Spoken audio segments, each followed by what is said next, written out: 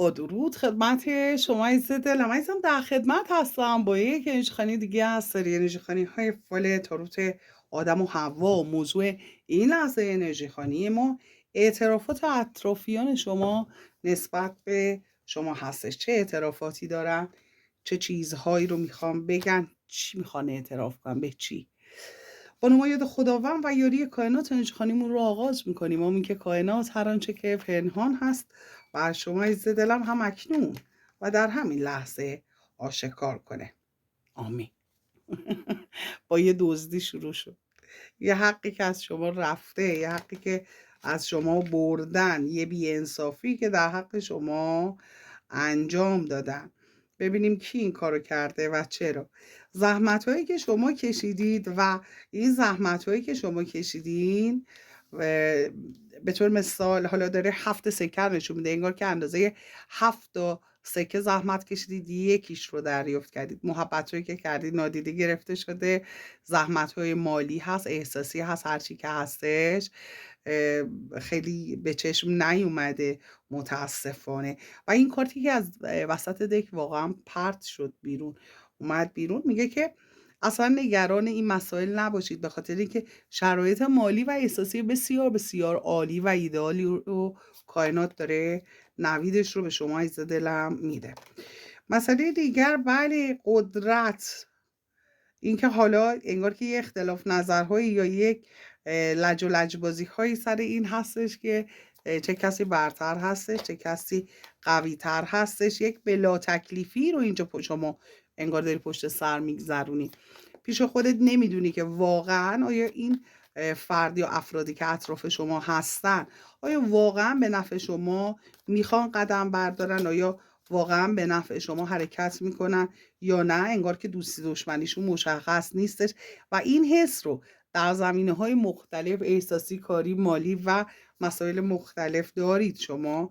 این حس رو نسبت به این افراد، حتی نسبت به طرف احساسی، حتی احساس میکنید طرف احساسی هم یه چیزهایی از شما برده یا یه سوء استفاده هایی از شما کردن. نظر مالی میتونه باشه، احساسی میتونه باشه و با شما اون راست بودنی که در اون حدی که توقع دارید رو نداره. مسئله دیگری که کائنات داره بهش اشاره میکنه، یه خبرهایی خواهید شنید شما در خصوص اون مسئله‌ای که فکر میکردید که به نفع شما نیستش. به هر جهت یک عشق رو داره بهش اشاره میکنه. انگار که شما زمانی که مسائل مالیت همین چه خیلی خوب پیش میره، مسائل احساسیت هم خوب پیش میره. بنابراین شما باید تمام تلاشت رو بذاری روی مسائل مالیت تا مسائل احساسیت هم خوب پیش بره. حالا اینکه این اطرافیان شما چه کارها کردن، چه فکرایی دارن و چه کار میکنن، چی تو ذهنشون میگذره، مسئله این هستش که یک قدرت نمایی رو داره به سمت انرژی خانی شما. یک قدرت نمایی، حتی میتونه طرف احساسی هم باشه این فرد، که یه قدرت نمایی میخواد خودش رو به شما ثابت کنه، یا اینکه حالا میخواد رابطه رو در دست بگیره، تحت کنترل خودش داشته باشه. تمام تلاشش رو بر این کار میکنه و در اینجا موفقیت شما رو نشون میده. هر چند برای به دست آوردن این موفقیت شما زحمت‌های بسیار زیادی لازم هست بکشید و زحمت‌های بسیاری میکشید. شیطان رو داره نشون میده انرژی های منفی که روی مسائل احساسی شما متاسفانه تاثیراتی داشته و یا خدا نکرده داره. مسئله که کائنات داره بهش اشاره میکنه این هستش که اینکه حالا نگاهشون چی هست، اطرافیان چی کار میکنن و چه رفتاری خواهند داشت. مسئله و موضوع به این هستش که یک پایانی شما خودتون به کمک کائنات برای اون مسائلی که احساس میکنید دستاوردهایی که هیچ و پوچ شده، یک پایانی رو کائنات میخواد بزنه. کائنات میگه به این شکل پیش نخواهند رفت. شما وارد شرایط بهتری خواهید شد، وارد فرکانس بهتری شدین در واقع، و تغییراتی که برای شما حاصل خواهد شد و در حال ایجاد هستش، در حال انجام هستش. ولی یک فردی رو داره نشون میده که این واقعا این فرد نمیدونه که چی میخواد، سنش از شما کمتر هستش و این فرد رو داره به عنوان یک فردی که خب یه دانش کمی داره و این فرد حالا قدم هایی که میتونه برداره رو زیاد نمیشه روش حساب کرد و روی این فرد نمیشه زیاد حساب کردش. میتونه طرف احساسی شما باشه که حتی جوانب مختلف و مهمه بعضی مسائل رو در نظر نمیگیره، شما هرچی بهش میگه کار خودش رو میکنه و گوش نمیکنه به حرفای شما و در نهایت هم اشتباهاتی که میکنه این شما هستی که باید جبران کنی. اشتباهاتی که میکنه بیشترین آسیب رو به شما میزنه و انگار که مسئولیت اون مشکلی که به وجود آورده رو هم به عهده نمیگیره یا اصلا قبول نمیکنه که این مشکل رو برای شما به وجود آورده. بنابراین مشکل آفرینی های این فرد و تجربه تلخی که برای شما ایجاد میشه، شکستایی که شما در خصوص مسائلتون حس میکنید و یا اینکه با اونها دست و پنجه نرم میکنید. شرایط خانوادگی خوب موفقیت رو داره نشون میده، ولی باز هم انگار که داره اشاره به یک طرف احساسی که همه کارها رو برعکس انجام میده یا کارها رو اونطور که باید درست انجام نمیده. دیدگاهش یکم بسته هستش و یا برعکس مسائل رو متوجه میشه یا برعکس انجام میده. به هر جهت شما رو وارد یک سری بنبست هایی میکنه. حالا این فرد میتونه طرف احساسی یا یکی از اطرافیانتون، حتی ممکن هست این فرد بتونه یک همخون باشه رو هم داره بهش اشاره میکنه. ولی مسئله که هست شما مسائلی که نظرتون رو جلب میکنه یا اگر هست یا هستن فرد یا افرادی که نظرتون رو جلب میکنن، شما یک اعتماد خاصی نسبت به این افراد دارید. به طور مثال عزیزه میتونه مادر شما باشه یا فردی که میتونه جایگاه یک مادر رو داشته باشه و تلاش های شما رو داره بهش اشاره میکنه. تا اونجا که ممکن هستش سعی میکنید که کمتر اشتباه کنید، فکر شده حرکت کنید و شما رو فرد منطقی داره در اینجا کائنات بهتون اشاره میکنه و میگه شما فرد منطقی هستید. ولی خب دیگه کسایی که با شما ضدیت دارن، حالا این اطرافیانی که هستن ضدیت دارن، میتونن هم خون هم باشن یا حالا دوست آشنا، این افراد مثل که اون منطق شما وقتی دشمنی اینها رو یا متوجه نشدن اینها در خصوصی مسائلی که خیلی هم برای شما میتونه ساده باشه، انگار که برای اونها خیلی پیچیده به نظر میاد. حتی یه موقع نگاه میکنیم میبینید که اون ضربه هایی که زدن یا اون دشمنی که کردن اصلا با عقل شما با شعور شما جور در نمیاد. چرا این کارو کرد؟ چرا مثلا تا این حد به من تونست، چطور تونست ضربه بزنه رو میتونید خیلی بهش فکر کنید و این مسئله هست که واقعا درکش برای شما خیلی سخت هست، به خاطر اینکه با هیچ مثلا شعور و منطقی جور در نمیاد. به خاطر این هست و شما کائنات میگه حق داری که این رو متوجه نشی، نتونی حس کنی، نتونی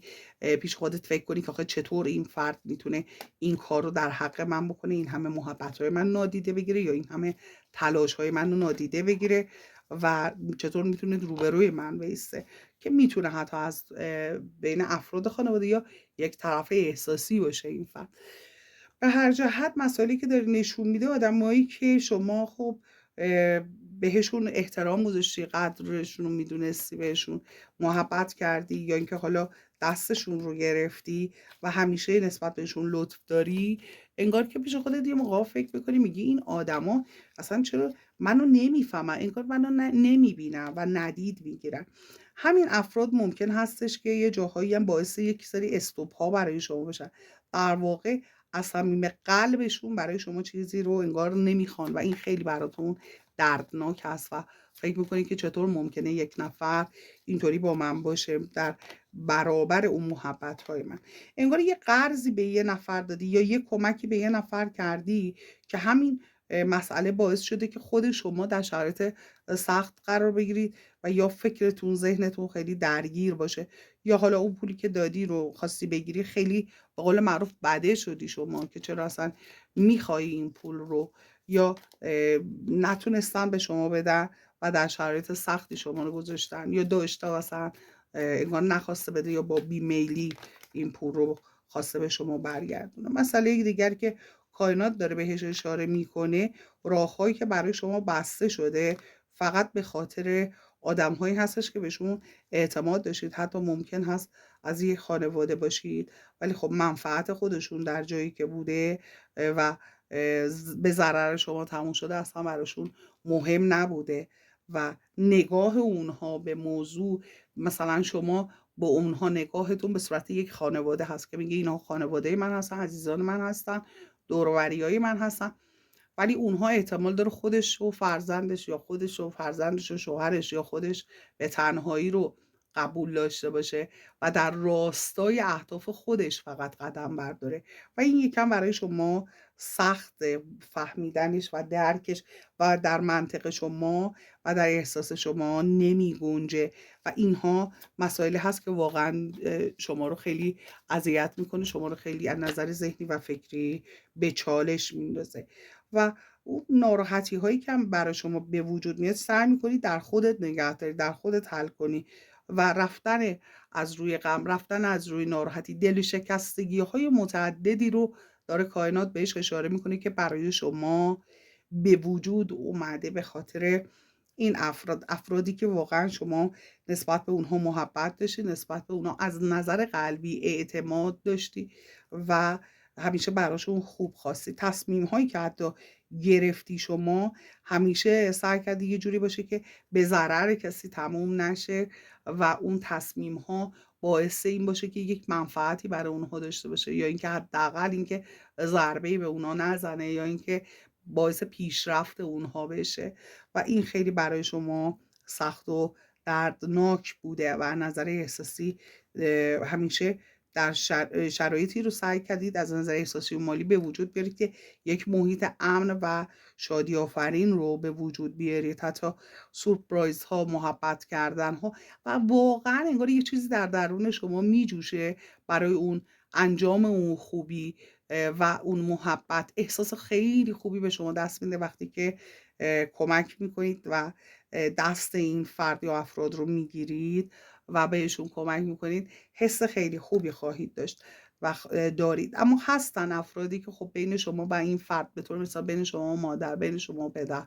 بین شما و خواهر، بین شما و فرزند بخوام فاصله ایجاد کنن، اختلاف هایی رو به وجود بیارن و در این مسیر تلاش هایی هم کردن و تلاش هایی میکنن که واقعا شما درک نمیکنید که چرا این کارا رو میکنن، یا حالا پشت سر شما صحبت هایی که واقعا حرفای شما رو انگار که همون حرفای شما رو بر علیه شما یه جور دیگه میزنن و شما وقتی میبینی میشنوی خیلی تعجب میکنی که هدف این فرد یا افراد چی هستش.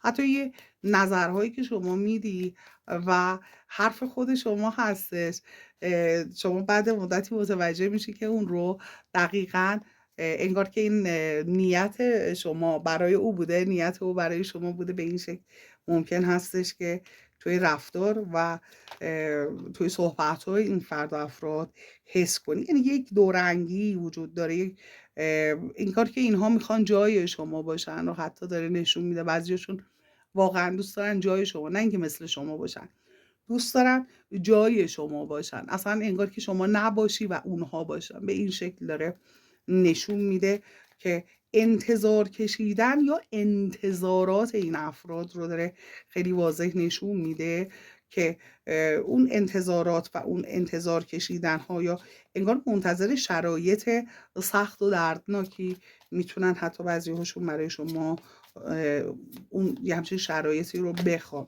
حالا اینکه چطور میتونن اینطور باشن، بله برای شما اصلا متوجه شدنش هم سخت هستش، خیلی وقت اصلا دوست ندارید باور کنید. اگر اینطور به هست لطفا کامنت کنید.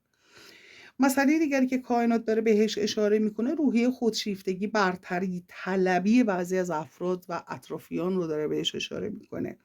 حالا اینکه این رفتارشون چقدر میتونه برای شما شکننده باشه، چقدر دردناک باشه، چقدر قلب شما رو بشکنه، اصلا برای این فرد و افراد مهم نیستش و با این حالت که یه سری اختلافات وقتی به وجود میاد، یه سری شکستن ها خدایی نکرده دل شکستگی برای شما به وجود میاد، احساس میکنن به این شکل داره یک تعادلی برقرار میشه، احساس میکنن که یک بی‌انصافی که کائنات نسبت به اونا داشته یا توی زندگیشون به ضرر اونها بوده تازه داره یک تعادلی برقرار میشه، خب شما هم دردسر داری، شما هم مشکل داری، خب این هم یکی مثل من شده.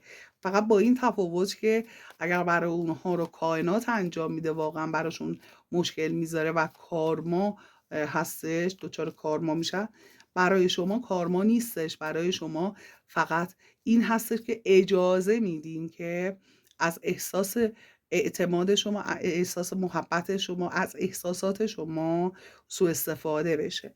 مسئله دیگری که کائنات داره بهش اشاره میکنه، میگه که اون حالت خودشیفتگی که نسبت به شما دارن، برتری طلبی که نسبت به شما دارن رو سعی میکنن مخفی کنن و تو رفتارشون، ولی وقتی شما زوم میکنید متوجه این مسئله کاملا میشید و به وضوح مشخص هستش.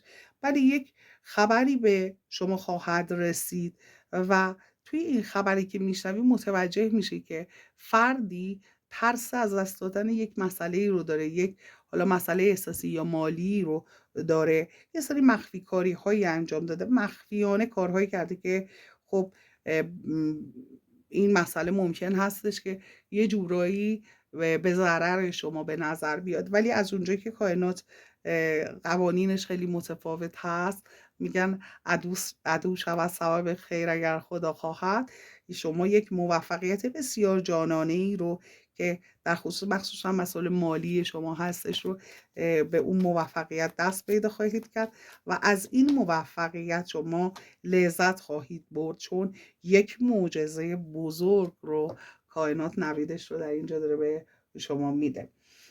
بله، ببینیم که دیگه چه مسائلی هست که کائنات میخواد برای شما آشکار کنه. و این که کائنات هر آنچه که پنهان هست بر شما عزیز دلم در همین لحظه و همکنون آشکار کنه. اطرافیان شما و ملموسیت هاشون و مسائلی که میخواهید بدونید. حسرت کشیدن رو در خصوص فردی داره نشون میده. ممکن هست این فرد یک بانو باشه، یک خانم باشه و دشمنی بی حد و مرز این فرد رو نشون میده. حتی شما این فرد رو یک بار امتحان کردی و خودت دقیقا میدونی که این فرد برای شما خب اتفاقای خوبی رو نمیخواد، ولی خب خوبه بدونی که این فرد یک ناامیدی رو داره پشت سر میگذاره، انگار یک تلاشی کرده بوده برای اینکه بخواد به شما ضرر یا آسیبی برسونه. همین در گذشته نچندان دور، اگر حالا توی روزهای اخیر نبوده باشه، توی فکر یه همچین مسئله‌ای توی آینده نزدیک توی این فکر هست. ببخشید عزیز دلم، ادامه میدیم. یعنی که توی همین روزها توی فکر همچین چیزی هست، یا شما تا حالا متوجه شدید یا اینکه براتون به زودی پیش خواهد اومد. ولی به هر جهت ناامید شدن این فرد رو داره نشون میده. احتمال اینکه یکم احساس تنهایی بکنید خب هستش، به خاطر اینکه ببینید یه مسئله، یک موضوعی که خیلی مهم هستش که شما باید این رو قبولش کنید. اگر شما به طور مثال بین حتی اطرافیان خیلی نزدیکتون، هم خونهای خودتون، به طور مثال بین کازین هاتون، دختر خاله، پسر خاله، یا حالا فامیل های نزدیک و یا خانواده کوچکتر خودتون، نزدیکتر و نزدیکتر خودتون، اگر احساس این رو داشته باشید که هستند فرد یا افرادی که خب دوست دارن که اون موقعیت شما رو به حالا یا با مسخره کردن شما سعی کنن کوچیک کنن شما رو، سعی کنن شما رو زیر سوال ببرن، سعی کنن همش با شما یه کشمکشی سر برتری طلبی یا یه لجبازی هایی با شما دارن، اگر احساس تنهایی بکنید توی همچین خانواده یا توی همچین جمعی، این یه خورده طبیعی هستش، به خاطر اینکه اون حالت خودشیفتگی که هستش یه جوری هستش که نمیتونیم بگیم مثلا توی خانواده فقط یک نفر خودشیفته هستش. به هر جهت توی یک خانواده اگر یک نفر باشه، طبیعتا هم دستایی هم این آدم خودشیفته میتونه داشته باشه که اونها هم از اون آدم خودشیفته میتونن حمایت کنن برای اینکه بخوان شما رو تنها بذارن، شما رو طرد کنن، یا اون حس مهم بودن شما رو، اون اعتماد به نفس شما رو بخوان از شما بگیرن، مخصوصا اگر که یه برتری های شما داشته باشید. بنابراین اگر احساس تنهایی میکنی زیاد خودت رو ناراحت نکن، به خاطر اینکه این مسئله کاملا طبیعی هستش.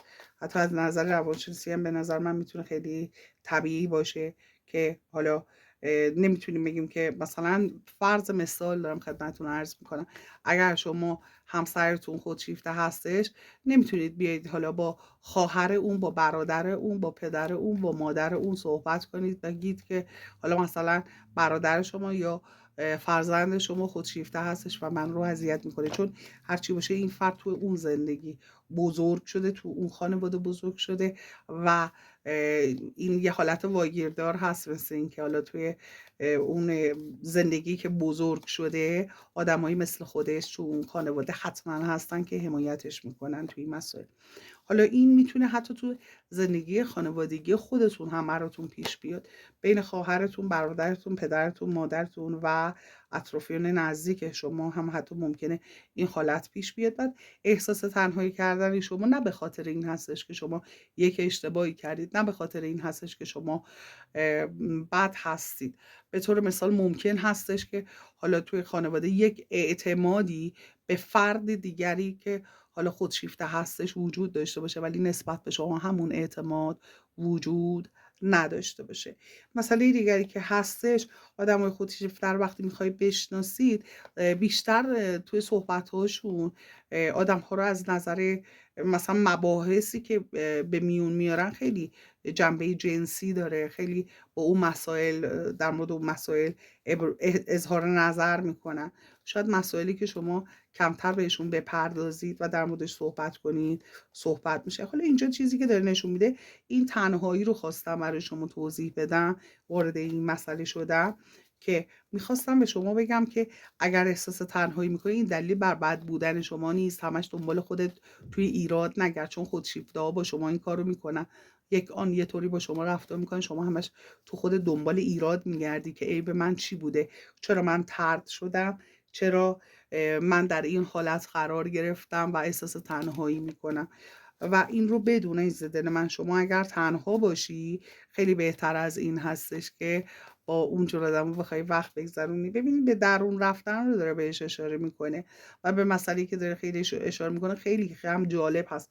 اینجا داره کائنات میگه که شما به خودشناسی دارید میرسید و یا رسیدید وقتی که متوجه شدید که تنها هستید، یعنی که خودتون به اون راه نزدی و یه چیزهایی، یه سری حقایقی رو قبول کردی و این خودشناسی شما به خاطر حسرت‌های دیگران بوده نسبت به شما که به دست اومده.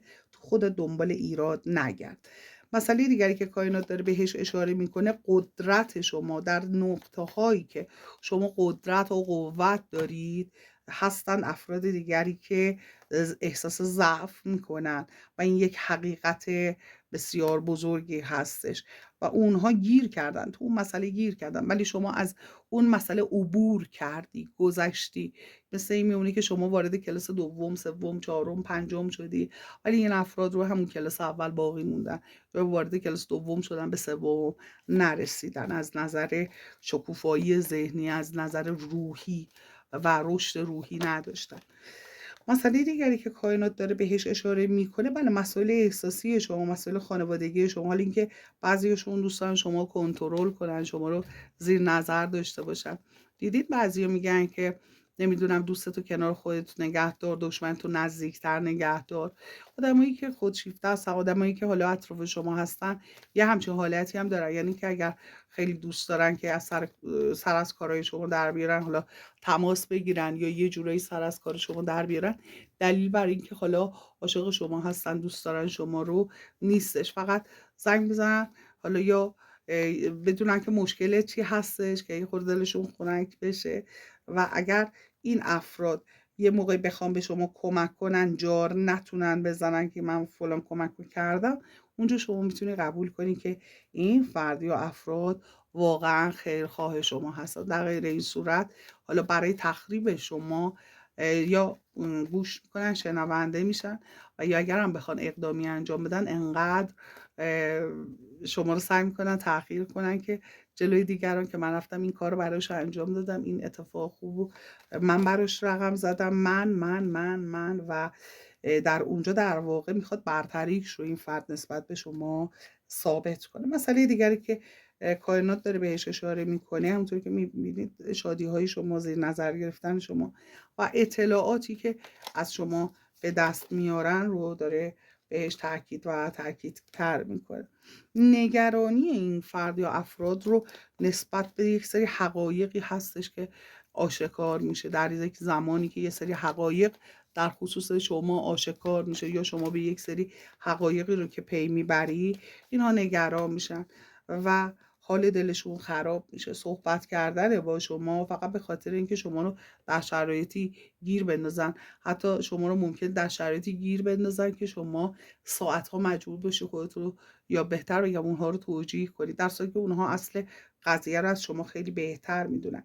ولی خب پایان هایی که شما در اینجا داری میدی در اخیراً و مسائلی رو که متوجه شدی رو کائنات داره به وضوح بهش اشاره میکنه، داره میگه که همونطور که ملاحظه میفرمایید شما پایان دادی به یه سری مسائل، وارد بازی هاشون دیگه نمیشه. وقتی یه بحثی به میاد دیگه شما خودت دقیقا میدونی موضوع از چه قرار هستش، وارد اون بازی نمیشی، پروبال نمیدی و حالا اگر تلفنی باشه قطع میکنی، حضور باشه روبروی شما، رو در روی شما باشه، با رفتارت یه طوری که یه فیلم جدید هست، یک بازی جدید هستش، بهشون میفهمونی که اینطور هست. مسئله دیگری که کائنات داره نشون میده اینجا، میگه که یک سری اتفاقهایی که آروم آروم رقم میخوره رو و خبرهایی که انگار که آخرین نفری که میشنوه شما هستید رو داره بهش اشاره میکنه. کائنات میگه عدالت الهی همیشه برقرار هستش، همیشه عدالت الهی برقرار خواهد شد و برقرار هستش.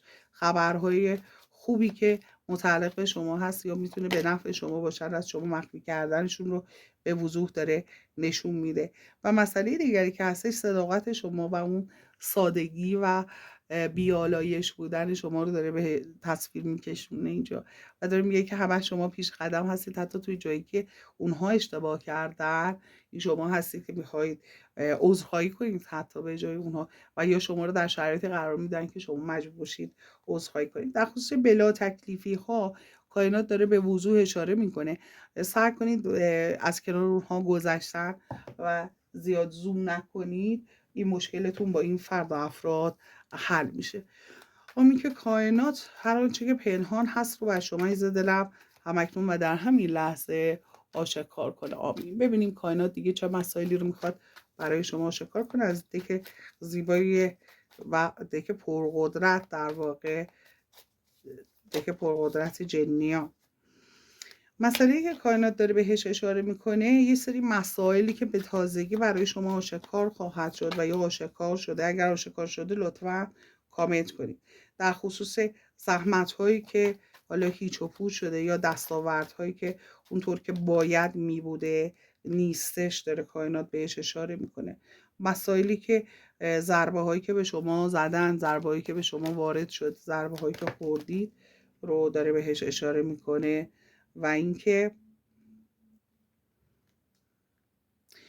بله، تلاش هایی که شما کردید و تلاش هایی که اونها برای خراب کردن تلاش های شما بوده رو و اینکه شخصیت شما رو برعکس نشون دادن جلوی جمع و دیگران و این خب خیلی خود رنج آور هستش. خیلی شاید شما قصه بخوری برای این دور افراد که چقدر گناه داره بنده خدا، با چه مسائلی داره سرش رو گرم میکنه، چقدر حال دلش خرابه که مثل من نمیتونه فکر کنه و فکر من رو جای فکر خودش و فکر خودش رو جای فکر من معرفی میکنه و خودشیفته این کار رو میکنه. مظلوم نمایی از دریچه نگاه شما همه چیز تعریف میکنن به خاطر اینکه اونها اون حسایی که شما دارید رو ندارن. بعضی از حساشون فلج هستش و چون نمیتونن تجربه کنن اینها رو ضبط میکنن و در جای دیگه در موردش صحبت میکنن. در واقع چون نمیتونن اونطوری باشن سعی میکنن مثل شما باشن، نمیتونن باشن، بنابراین حرفای شما رو ضبط میکنن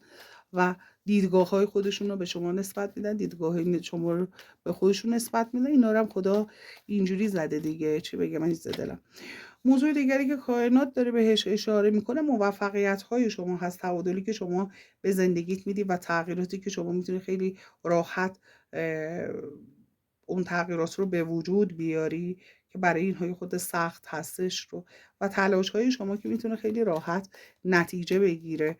ولی خب اگر اینها جلوی راه شما قرار بگیرن و شما اینها رو جدی بگیرید متاسفانه بله اختلاف نظرها رو داره میگه و اینکه بین دو نفر اختلافی که رخ میده و انگار که با شما یک ضدیتی دارن. حتی شما وقتی حرف راست میزنی، حرف درست میزنی که میدونن راست درسته، عرض کردم روبروی شما وای میسن. جنیان داره میگه در اینجا و بلا تکلیفی که برای شما یا سقوطی که برای شما میخوان دقیقا همون چیزی هستش که در قلبشون و در زندگی واقعی خودشون وجود داره، منتها با تظاهر اونها رو میپوشونه.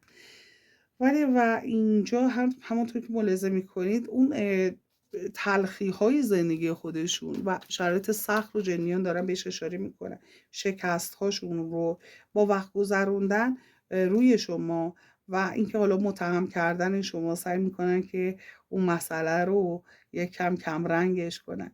در خصوص مسائل احساسی شما شک نکنید که یک خاری هستش که توی چشم بعضی از این آدم هاست.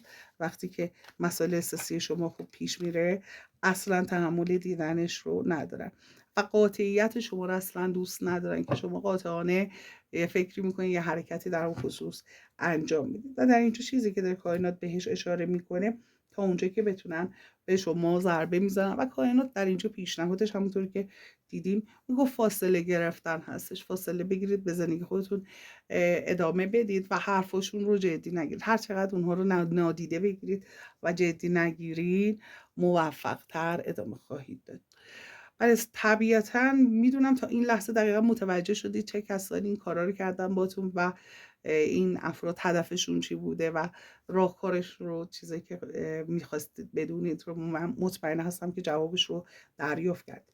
عزیز دلم چون تا این لحظه لایک سابسکرایب نکردی لطفا لایک کن، سابسکرایب کن، از چنل خودت حمایت کن، در نور باشی و شب و روز بر شما عزیز دلم بخیر و خوشی باشه. آمین.